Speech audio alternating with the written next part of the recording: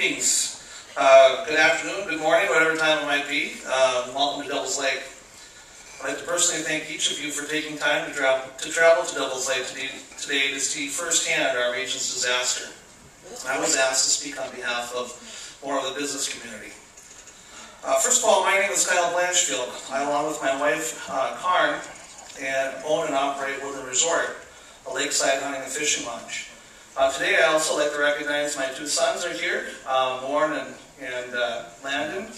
Hopefully will be our fourth generation down the road. Over the years we have moved nearly a dozen buildings, rebuilt campgrounds and relocated infrastructure. We're now at our third location of our restaurant.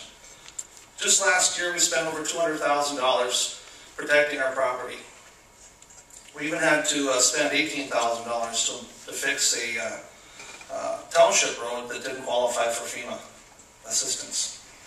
We're not afraid of investing in our business, but dirt and rock is not on the top of the list. The flood battle has been both expensive and exhausting. Now we hear we may lose Amtrak, a key transportation mode for Devil's Lake. Personally, we lose over 400 customers with the loss of Amtrak to our business alone. While I could spend my 5 minutes explaining my personal struggles, I'd like to speak on behalf of those that can't speak for themselves. You see, since 1993, Devil's Lake has destroyed many businesses. Gone are places like Camp South Shore, Arrowhead Resort, Towers Bait and Campground, Creel Bay Marina, and Water Wolf Resort, to name a few. The lake wiped their livelihood and facilities off of the planet. Devil's Lake is one of the top 10 fishing lakes in North America, and since the 1800s, we've been considered one of the top waterfall locations in the Flyaway. We have hosted folks from every state in the U.S. and many foreign countries. The problem is there will not be much left for people to enjoy if we do not get an outlet and do it soon. I, along with other surviving lakeside businesses, are running out of high ground, money, and energy to keep up the fight. The business impact goes much farther than resorts and campgrounds. We are a farming community and region, and as you have seen and will hear, loss of agricultural land by the thousands of acres has the biggest financial impact. New numbers show an economic loss to the region of over $80 million per year. As the lake grows, so does that devastating number. This is strangling our economy, and it hurts all businesses. Many have been struggling with these losses and cannot take much more.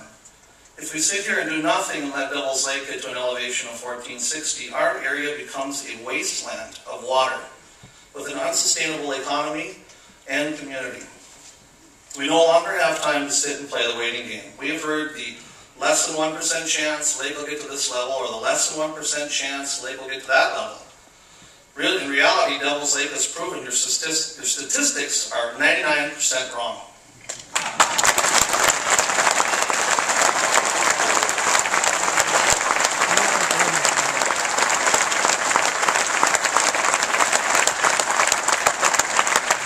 Devil's Lake will overflow to the east. It's no longer a matter of if, but when.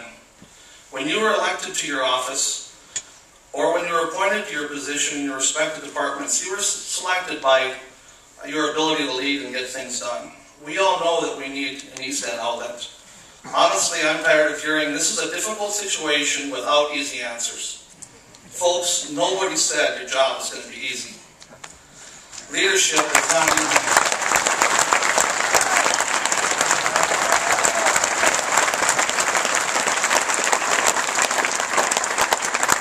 You have the ability to step up and do what is needed to save our region. East End outlet now.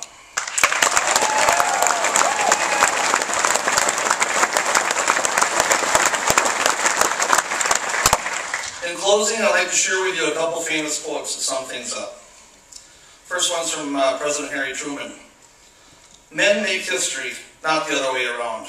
In periods where there is no leadership, society stands still. Progress occurs when courageous, skillful leaders seize the opportunity to change things for the better. And my personal favorite from Walt Disney, the way to get started is quit talking and begin doing. Thank you.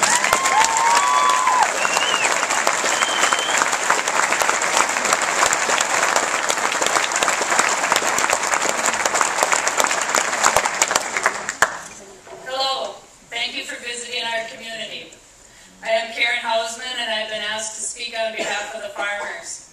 I grew up on the Storstein farm you flew over today, and my husband Jim and I farm it with my parents.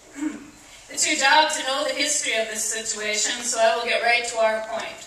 Farmers want their land back. In the list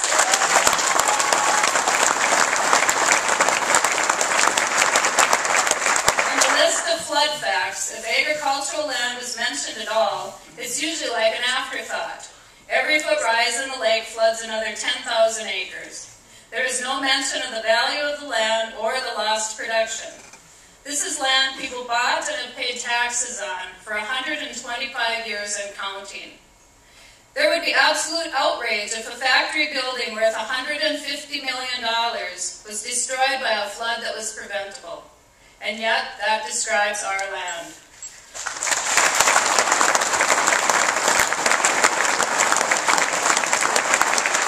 All food is produced by the land and the people working that land. Food essential for life and exported to feed a hungry world. The soil in this area is highly productive, and right here we raise livestock and hay, spring wheat, winter wheat, barley, corn, soybeans, edible beans, potatoes, canola, flaxseed, durum, oil sunflowers, confectionery sunflowers, and dry edible peas. How many other places can successfully produce this many crops? Based on 100,000 acres, the estimated lost value of the production is over $22,700,000 per year.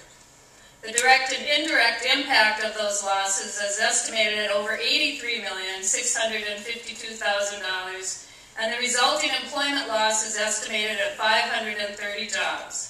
If there was a business that could generate 530 jobs, people would be working night and day to attract it. But instead, farmers have been unacknowledged, unrepresented, and ignored. There is a belief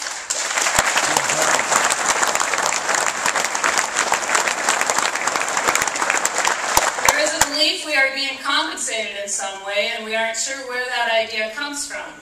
Flood insurance is for buildings and homes, not farmland, and preventative plant payments are only available after meeting specific criteria, and many acres don't qualify. Beyond the economic losses are the human losses. We have lost our feeling of security.